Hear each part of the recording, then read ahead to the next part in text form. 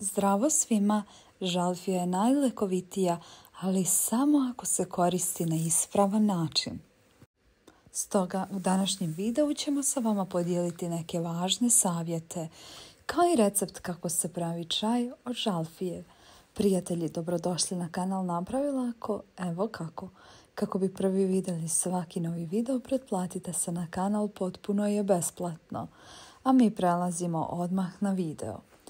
Čaj od žalfije je bogat antioksidansima i dobar antiseptik koji ima sposobnost da ojača imunni sistem i oslobodi telo od delovanja štetnih, slobodnih radikala. Žalfija je mediteranska biljka izrazitog mirisa i specifičnog gorkog ukusa, koja se već stotinama godina koristi u tradicionalnoj medicini kao prirodni antiseptik, antibiotik.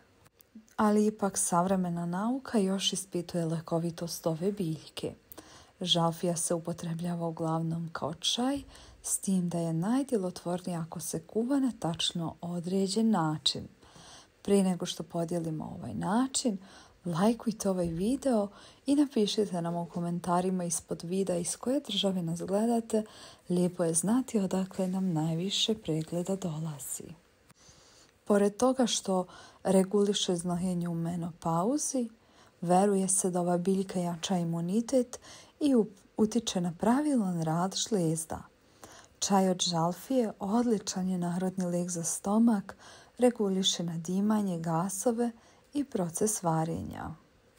Način pripreme zavisi od namjene žalfije. Ukoliko se žalfija koristi za regulisanje znojenja, cvetovi se preliju kipućom vodom, posuda se poklopi, a čaj procedi poslije 1 sata. S druge strane, veoma blag čaj od žalfije priprema se s toplom vodom 3 minuta.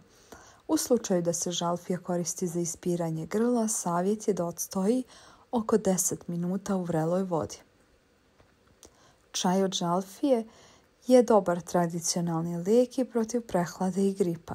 Stručnjaci savjetuju da se u slučaju respiratornih infekcija piju 2 čaše toplog čaja od žalfije. Preporuka je da se listići žalfije, ako smo prehlađeni, preliju kipućom vodom, poklope i poslije 15 minuta procijede. Iako žalfija nosi titulu kraljice ljekovitog bilja, osjetljivim osobama ipak nije preporučljivo da je konzumiraju.